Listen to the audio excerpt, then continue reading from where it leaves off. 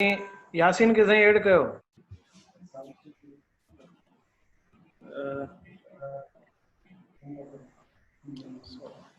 Bismillahirrahmanirrahim.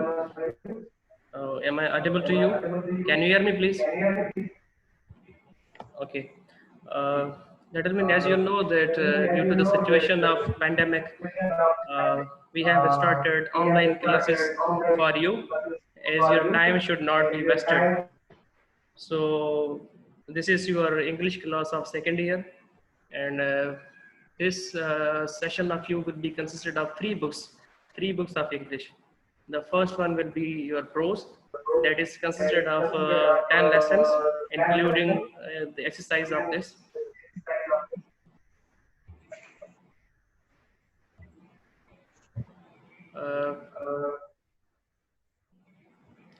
Okay. So your second book, sorry, yes.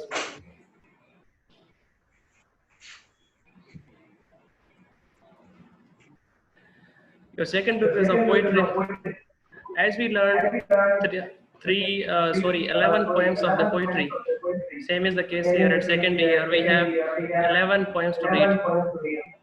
Okay. The third book, that is of the novel. In first year class, we learned two of the dramas, and in second year there is a novel.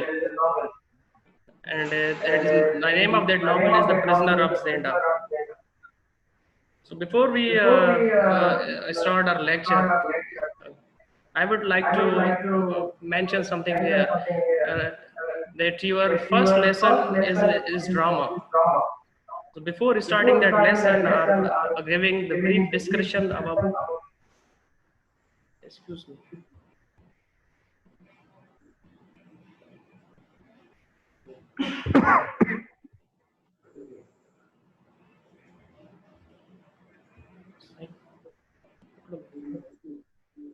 Stop video. Sorry. ठीक है. माँ sharing है, आपको करती है शुरू पे.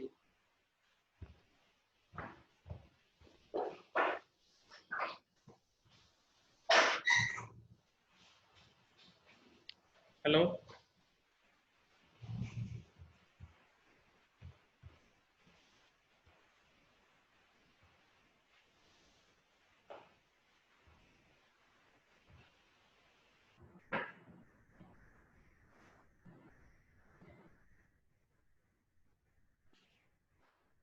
Hello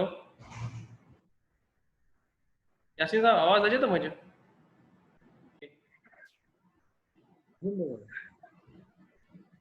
Okay, so gentlemen, I told you about the three books of second year that we are going to learn in this class. I think Sir Shafiq is missing from the class now. I don't know where he is. Okay. So your first book is of prose, and as you know that your first book is consisted of 10 lessons, and out of those 10 lessons, first one is drama. So let me give you the brief introduction of the drama, that what is called the drama.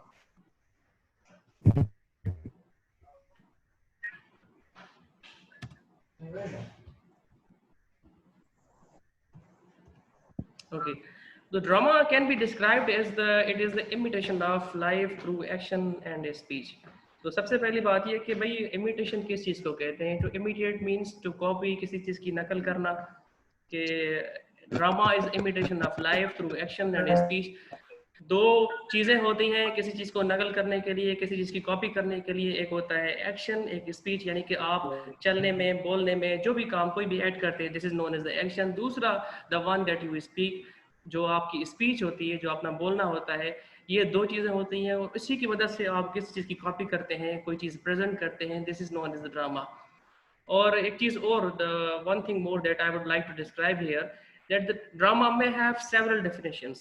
Even you would find the hundreds of the definitions, because in literature there is no boundary. Means कि this is not a science. The laws of Newton are likewise कि उसमें एक आपको fixed definition हो किसी भी subject की, वो आपको दी गई है कि भाई आप उसी को ही आप फॉलो करोगे, first class, second class, third class. तो यहाँ पे ड्रामा की 100 डेफिनेशंस भी हो सकती हैं and all may be correct considered as the correct one, लेकिन जो किसी को कोई डेफिनेशन सूट करती है किसी को कोई, तो मेरी नज़र में जो ड्रामा के जो बेस्ट डिस्क्रिप्शन है that is the drama is imitation of life through action and speech. उसके बाद आपको पता है कि drama has different kinds, there are the different tragedy kinds or the sorts of drama. उसमें यहाँ पे कुछ जो है वो, सर आई थिंक किसी की लाइन में शोर आ रहा है, अपनी माइक ऑफ कर दे सारे please.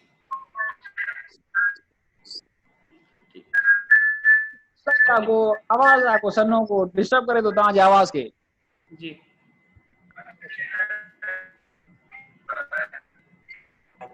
Okay, can you hear me now? Hello, हाने सही है, बिल्कुल साफ आए। Okay sir. सो जैसे कि मैंने आपको बताया कि ड्रामा की बहुत सारी टाइप्स हैं। I have taken some of the types as an example for you. The first one is the tragedy. भाई ट्रेजेडी एक ड्रामा होता है, वो किसे कहते हैं? जैसे इसकी डेफिनेशन यहाँ पे लिखी हुई है, आप you can see it over your screen, that a serious play with sad ending specially one in which the main character dies.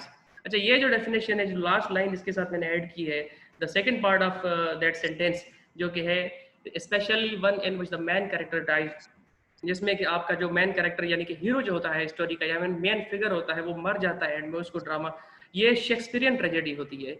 This is not fitting to every sort of every kind of the tragedy. हर किसी tragedy में इस तरह से नहीं होता, लेकिन Shakespeare का जो होता है उसकी जो ट्रेजेडीज है, उसने जो 37 ट्रेजेडीज लिखी है, you know about the great dramatist of his time, not of his time only but of all times, जो शेक्सपियर था उसकी सारी ट्रेजेडीज के अंदर इस तरह से हुआ था कि जो भी सारे हीरोज होते थे वो फाइनल में या एंड में आके मर जाते हैं।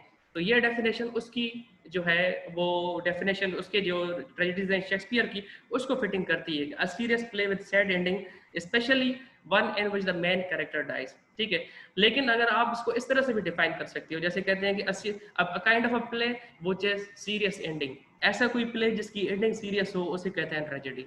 Another type of drama that is given here, that is the comedy, a play, film or TV show that is intended to be funny spiritually with happy ending.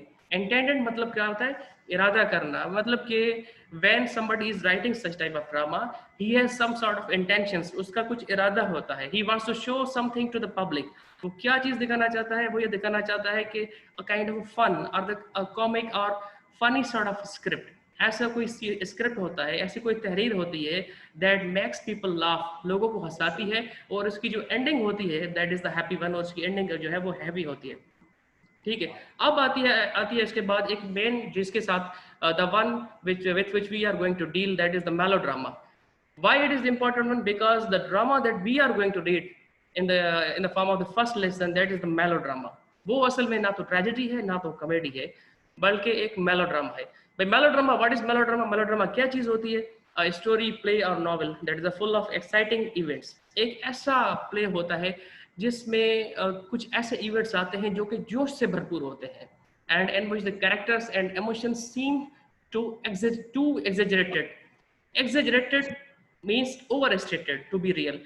Overstate किस चीज को कहते हैं? जैसे किसी चीज को बढ़ा चढ़ा के पेश करना, और उसकी प्रेजेंटेशन कुछ इस तरह से होती है। आपने भी ड्रामा काफी सारे देखे होंगे, मूवीज देखी होंगी, कि जिसमें आप जब ड्रामा देखते हैं ऐसा लगता है कि उसके जो कैरेक्टर्स होते हैं, these are suppose to be the real one, आप उसको हकीकी मानों में समझते हैं। तो इस तरह के कैरेक्टर्स को मीन्स कि there is too much exaggeration. वैसे एग्जेजरेशन की मीनिंग होती है किसी चीज को बढ़ा चढ़ा के पेश करना, ज्यादा मतलब कि इस तरह से पेश करना कि ऑडियंसेस को लगे कि ये कहानी जो है इट्स अ ट्रू स्टोरी।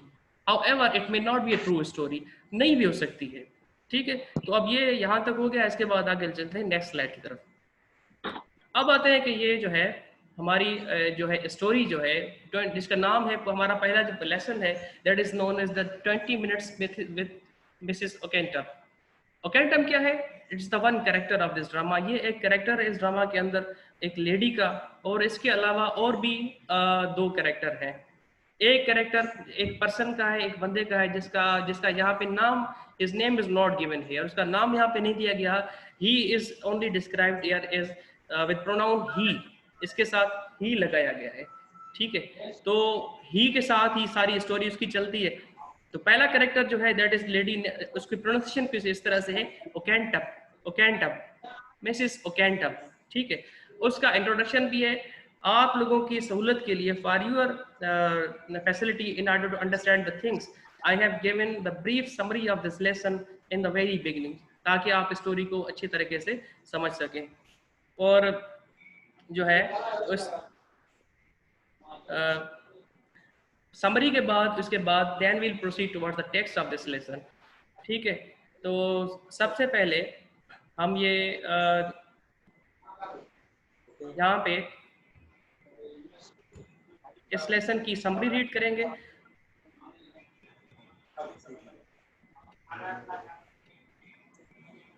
ठीक है, okay. Mrs Oakentop, wife of a businessman, was going to Strenthorpe. Strenthorpe क्या है? Strenthorpe ये एक जगह का नाम है। She was the wife of businessman and she was going there, her native town. और ये उसका जो है वो आबाई कस्बा है, गांव है।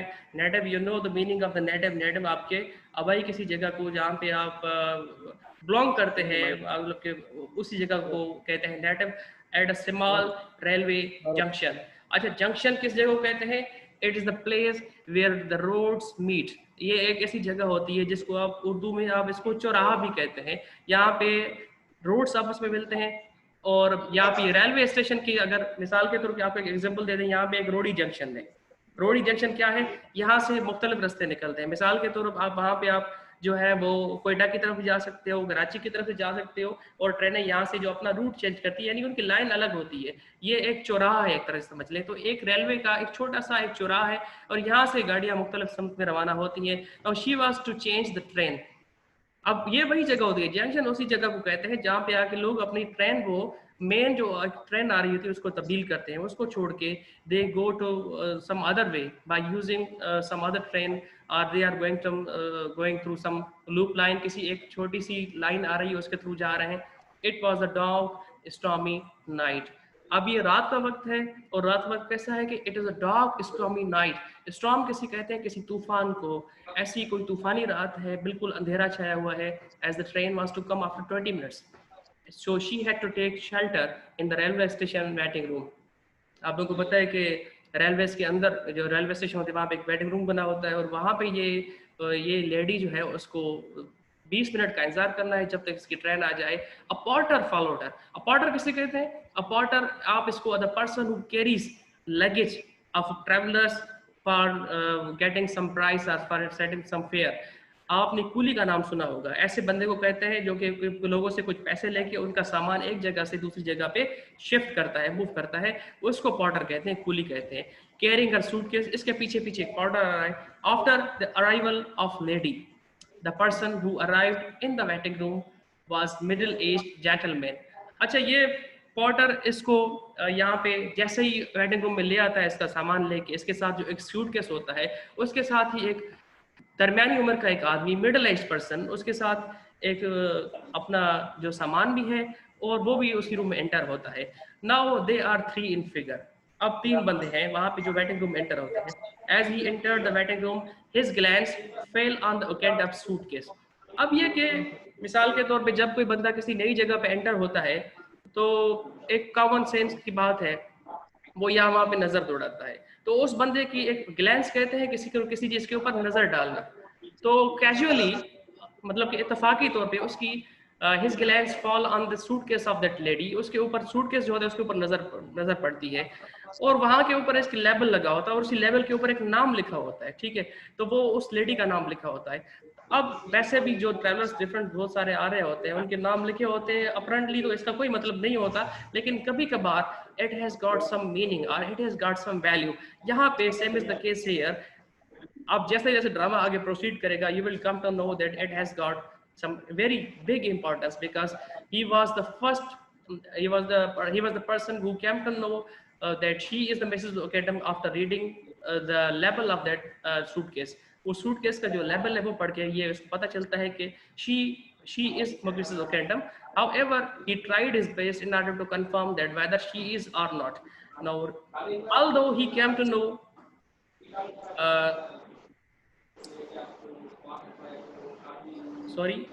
he came to know, the one word is missing here because I think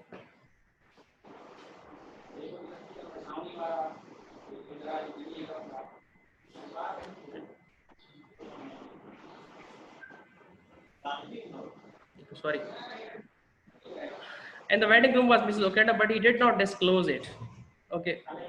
अब इसको पहले से ये पता चल गया है कि ये जो है मिसेस ओकेंडम है, लेकिन ये इसको डिस्क्लोज नहीं करता। डिस्क्लोज का मतलब क्या होता है? किसी चीज को जाहिर करना। ओके, बिफोर कंफर्मिंग इट, ये इसको कंफर्म करने से पहले इसको डिस्क्लोज नहीं करता। After a little time they started talking with each other. अब जाहिर सी बात है, जब कोई बंदे किसी इत्तफाकिया या कैजुअल उनकी मीटिंग हो जाती है तो they feel shy while talking to each other. एक शाइनेस होती है, एक कन्फ्यूजन होती है, भाई किस तरह से बात शुरू करें, specially when you are put in a condition when someone like lady that is in front of you. एक औरत या खातून है आपके सामने, अचानक उससे मुलाकात हो जाती है, ठीक है ना फयाज साहब, तो वो आपको तो जो है वो अजीब सी सूरत हाल होती है, किस तरह से कन्वर्सेशन शुरू करें। तो ये भी एक तरह से एक कैजुअल, इसको शाइनेस जो होती है इनके बीच में होती है, लेकिन after spending some time they started to feel comfortable. इसके बाद ही बातचीत शुरू करते हैं। Now they are talking of subject of the chances and casual meeting. पहली जो इनकी बातचीत शुरू होती है वो इत्तफाकिया मुलाकातें जो होती हैं, कैजुअल मीटिंग कहते हैं, इत्तफाकिया मुलाकातें, उनके बारे में बातचीत होती है इनके बारे में। The main narrated an event of a little girl in Korea that had changed the course of his life and gave him the courage to live a life when he had become fed up of it. तो आदमी इसको अपना एक experience इसके साथ share करता है। Narrate का मतलब होता है किसी चीज को बयान करना, तो इसके साथ शेयर करता है कि जो कोरिया में इसकी मुलाकात या इसका सामना एक ऐसी गर्ल के साथ होता है जिसकी वजह से इसकी जिंदगी का पूरा एक समझे कि कोर्स, पूरी की पूरी जिंदगी अक्सर इसकी तब्दील हो गई। और तब्दील कुछ इस तरह से हुई because he never wanted to live before it. उससे थोड़ा पहले he wanted to die, he wanted to quit his life, but now he wanted to live. Why did he get that all courage? कहाँ से इसको सारी ये करेज या हिम्मत मिलती है? किसकी वजह से? That was because of that look of that girl. उसकी जो नजर थी, उसका जो मंजर उस गर्ल ने प्रेजेंट किया, उसकी वजह से इसने दोबारा इसमें हिम्मत हुई को दोबारा रहना चाहता है। He also told in his intention for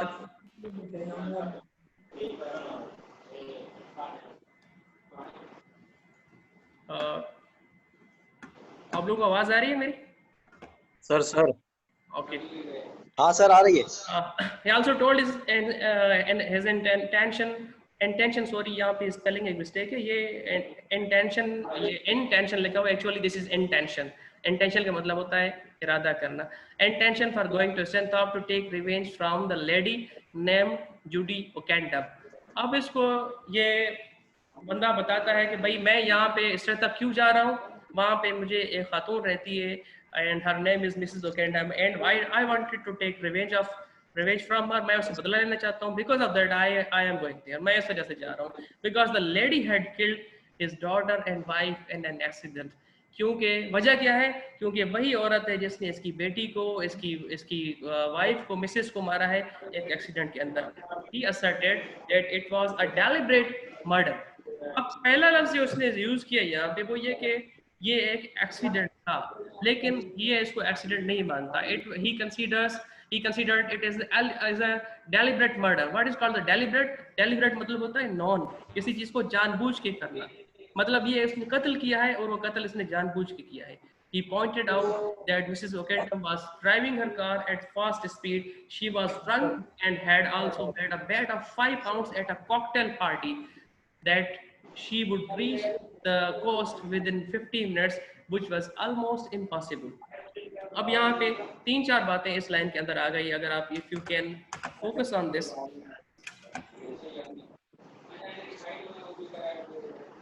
sorry that mouse is not working properly। पहली बात ये कि why he calls it a deliberate murder, इसको जानबूझ के एक कत्ल क्यों कहता है? because she was driving, Mrs. O'Kent was driving car at a fast speed, बहुत तेज ये गाड़ी चला रही है. She was drunk. और दूसरी बात ये कि क्या थी, ये इसने शराब भी पी हुई थी, and had also made a bet of 5 pounds at a cocktail party. Cocktail party किसको कहते हैं?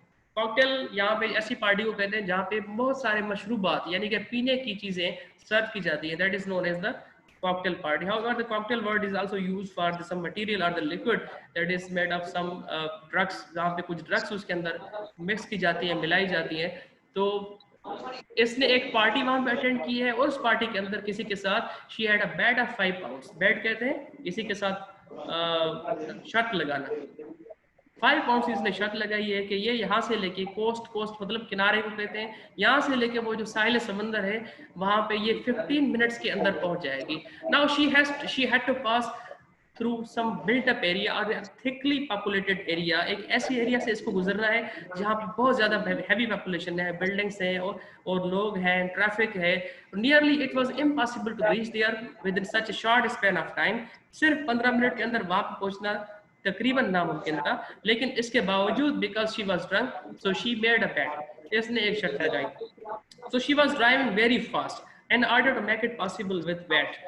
अब इसने शर्त पूरी करने के लिए बहुत ज्यादा तेज स्पीड से गाड़ी चला रही है. During drive, she overtook a bus and saw a lorry was coming on the opposite direction and her car was going to have an accident with the lorry. इसने किसी एक ब्लाइंड बैंड आ जाता है. ब्लाइंड बैंड ऐसी जगह को कहते हैं जहाँ से दूसरी जगह से आपको पता नहीं लग रहा कि एक कार आ रहा है और दूसरी तरफ से कौन सी गाड़ी आ रही है. वहाँ पे एक अचानक इसको एक लॉरी सामने आ जाती है. अब लॉरी सामने आ गई इस तरह की कंडीशन में, अब इसको एक पॉसिबल एक्सीडेंट की कंडीशन वहाँ पे नजर आ रही है. मीन्स के there was possibility of a collision between his car and that lorry. उसके बाद क्या होता है,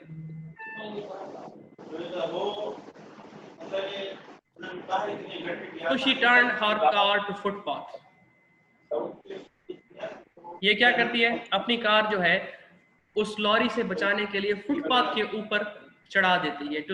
to save her own life and crush to death the man's wife and daughter who were walking on the footpath. ये क्या करती है, उस बेचारे की जो बेटी है, बीवी है, those who were walking on the footpath, she mounted on the footpath. वो अपनी लाइफ बचाने के लिए, अपनी जिंदगी बचाने के लिए उसके ऊपर फुटपाथ के ऊपर चढ़ जाती है और उन दोनों को कुचल के रख देती है. At this O'Kent frightened. अब जैसे ये मर्द जो है, वो जो बंदा था, वो उसको पूरी सारी ये कहानी सुनाता है, तो वो और O'Kent जो असल में औरत है इसके साथ वेटिंग रूम में मौजूद है ना, she must have known कि मतलब कि I am that lady, the one who killed the wife and daughter of him. मैं ही हूँ और he is going to take revenge of his wife and daughter. और ये अपनी बीवी और बेटी का मुझसे बदला लेने वाला है. तो definitely, naturally, she was scared, she was frightened. अब ये frightened मतलब खौफज़दा थी, but showed no sign of fear. लेकिन ये अपने चेहरे से कोई किसी किस्म का खौफ नहीं दिखा रही है. खौफ क्यों नहीं दिखा रही है? क्योंकि because she was cunning. Cunning किसे कहते हैं? एक मक्कार, एक चालाक औरत को, एक क्लेवर लेडी थी और इस वजह से अपने चेहरे के she was not trying to any glimpse of her or any look of the fear over her face. अपने चेहरे के ऊपर कोई ऐसा आइडिया नहीं देना चाहती है. She loudly pleaded that it was merely an accident. Plead का मतलब होता है रिक्वेस्ट करना, और ये बहुत जोर के साथ अपने एहसासात, जज्बात सारा कुछ यूज करके बताने की कोशिश करती है कि भाई this was not murder, this was an accident, just merely means only it was an accident. ये फकत एक्सीडेंट था. I didn't see your wife and daughter before that clash. वो जो टकराव हुआ, वो जो सूरत हाल हुई, उससे पहले मैंने ना तो तुम्हारी बेटी को देखा था, ना तो बीवी को देखा था. All that happened in a flash. वो एक जिस तरह एक फ्लैश होता है बिजली का, सारा कुछ इसी तरह से हुआ था. The court also considered it an accident and that was sentenced to the 18 month imprisonment. अब दो लफ्ज यहाँ पे, एक वर्ड है ये सेंटेंस का मतलब होता है पनिशमेंट. यानी कि कोर्ट के अंदर इस तरह से केस कुछ साबित हुआ कि this was proved in a way that she was the court also considered it an accident. Court ने भी सिर्फ इसको खाली एक एक्सीडेंट समझा और इसको जो सजा मिली that was also only of 18 months. 18 months इसको prison, she was put into prison for 18 months only. सिर्फ 18 महीने के लिए इसको जेल के अंदर डाला गया. The man said that her 18 months imprisonment was not enough punishment. Now he was going to kill her to punish her properly and to do justice. तो वो आदमी इसको कहता है, लेडी को कहता है कि अब डायरेक्टली अब तक इस जगह पर ये जो है इसको ये नहीं कहता कि भाई I am going to kill you. He is just playing with her, और इसके साथ एक तरह से खेल रहा है. तो आप इसको when you will read that text you will come to know that how he was playing, or continuously throughout the drama there is a rise and fall of the emotions. तो ये तो खाली समरी है. तो सब इसमें ये होता है कि ये मेन इसको he was telling her कि I am going to kill that lady, मैं उसको मारने जा रहा हूँ, not killing you. लेकिन she was feeling and she must be feeling inside her heart that I am that lady, definitely he is going to kill me. तो ये उसको परसू करने की कोशिश कर रही है लगातार या throughout the drama that okay please do not go for that killing or that murder. फिर उसके मारने के लिए ना जाओ because that was an just an accident. Okay, now let's move forward. Next paramedic क्या कहता है कि Mrs. O'Canton was under the impression that man had not recognized her. अब क्यों ये लगातार she is trying to give the posture that is the comfortable one, एक ऐसा लुक देने की कोशिश करती है कि भाई मैं बिल्कुल ही घबराई हुई नहीं हूँ, क्योंकि still she feels that a man has not recognized me. अभी तक इसको एक यकीन है कि भाई उस आदमी ने मुझे नहीं जाना. ये उस औरत को मुकेंडम को मारने के लिए गया है, लेकिन he doesn't recognize me, मुझे नहीं जानता. Soon the man told her that she herself was Mrs. O'Canton and he would kill her. लेकिन थोड़ी देर में I think my audiences are disappearing one by one. Soon the man told her that she herself was Mrs. O'Canton and he would kill her. लेकिन जल्दी वो आदमी उसको बता देता है कि भाई तुम ही Mrs. O'Canton हो, मैं तुम्हें मारने जा रहा हूँ. At that moment she hit upon a cunning plan, cunning मक्काराना, treacherous, एक treacherous plan बनाती है, मंसूबा बनाती है, and pretend that her life was miserable. Pretend कहते हैं किस तरह की condition को, when the condition is vice versa. आप किसी चीज को दिखाने की कोशिश करते हो कि इस तरह से है और वो ऐसा चीज होती नहीं है, तो वो ऐसा शो करने की कोशिश करती है कि भाई मेरी लाइफ जो है वो एक मिजरेबल यानी कि टेरेबल, एक तकलीफ दे लाइफ है. मैं the life of I am passing, मैं जिस लाइफ से गुजर रही हूँ, and could never forget the dreadful scene of the accident. Dreadful कहते हैं हॉरिबल को, खौफनाक को. ऐसा खौफनाक सीन जो एक्सीडेंट का था, मैं उसको कभी नहीं भूल सकती, और वो अभी तक जो है मेरे जहन के अंदर समाया हुआ है. It is in the form of picture and that is preserved for ever in my mind. She always thought his wife and daughter suffered, and so it was a continuous torture for her. So she requested him to kill her and get her rid of perpetual torture. Get rid of का मतलब होता है किसी चीज से जान छुड़ाना. Perpetual किसे कहते हैं? Perpetual ऐसी चीज को कहते हैं कि जो परमानेंट हो, दायमी हो, अबदी हो, हमेशा के लिए हो. तो वो ये कहती है कि उस आदमी को कहती है मैं जो है वो एक तरह से टॉर्चर से गुजर रही हूँ, क्योंकि जो तुम्हारी बीवी और बेटी के जो मर्डर का जो सीन है, उसकी जो एक्सीडेंट का जो सीन है, that is stored in my memory, in my mind, मेरे माइंड के अंदर हमेशा के लिए सेव हो गया है. हर प्लान वर्कड वेल. अब इसने जो सेकंड ट्विस्ट लिया अब स्टोरी के अंदर, वो क्या था कि first she tried to stop the man from killing Mrs Oakentop. Later on when she came to know that he has recognized me, वो मुझे जान चुका है, उसने सेकंड प्लान क्या बनाया कि अपने आप को एक मिजरेबल लेडी के तौर पे प्रेजेंट किया कि मैं वो हूँ जो इस तकलीफ से गुजर रही हूँ. तो इसने क्या किया कि अपने आप को एक मजलूम की सूरत में पेश किया. हर प्लान वर्क वेल. तो इसका ये जो मंसूबा था, इसने वो काम आ गया. और the man was convinced because man started to think that she might be passing through the mental suffering. वो हो सकता है इस तकलीफ से या मुसीबत से गुजर रही हो. He decided to allow her to live and went off the room as if it would be his true revenge. अब उस इंसान का, उस आदमी का जो मतलब था, जाहिर सी बात है वो सिर्फ किलिंग मतलब नहीं था, किसी मतलब कि he wanted to take revenge. जब उस लेडी ने उसको बताया कि भाई जो मैं रिवेंज तुम भले लो, लेकिन मैं मरने से ज्यादा तकलीफ से डेली बेसिस पे गुजर रही हो, तो the man started to think भाई better revenge is to let her live. उसको छोड़ दिया जाए कि वो जिंदा रहे, बजाय कि उसको एक ही दफा में उसको कत्ल कर दिया जाए. तो वो जो है उसको फैसला करते हुए इसको छोड़ दिया जाता है ताकि ये अपनी सफरिंग से गुजरे, और इस तरह से वो जो है वो रूम से निकल के चला जाता है. As soon as he went out of the room, she jumped and put her fingers on her nose at him. तो ये जैसे ही वो रूम से बाहर जाता है तो ये पहले जो उसको बड़ी मिन्नतें कर रही है, she was collapsing on the ground and she was beseeching him, बहुत ज़्यादा मन्नत समाजत कर रही है उसे. तो फर्श पे गिर पड़ी है, she fell in front of him, but now as he went out, जैसे ही बाहर जाता है, now he jumps like a spring and stands up, खड़ी हो जाती है और अपनी नाक के ऊपर ऐसे कोई मकाराना कोई इशारा करती है, जैसे कोई आदमी इशारा करता है कि मैंने इसको बड़ा I made him fool, मैंने इसको बेवकूफ बना दिया. Which showed the sign of false remorse. remorse किसे कहते हैं? एक होता है शर्म हया. जब आदमी कोई रियली किसी कंडीशन से गुजर रहा होता है, तकलीफ से गुजर रहा होता है, there is a natural sort of remorse that appears on the face of him or her. किसी के चेहरे पे एक नेचुरली कुछ फितरती तौर पे एक शर्म हया उसके चेहरे पे आती है. लेकिन ये साइन जो होती है, that is very insulting and that is very rude one that shows that her remorse was the false one. इसका जो शर्म हया का जो नाटक था वो एक नाटक ही था. that was she was pretending to show that all, सारा कुछ जाहिर करने की कोशिश कर रही थी. Suddenly the man opened the door and saw her gesture. gesture कैसे कहते हैं? gesture is your body language.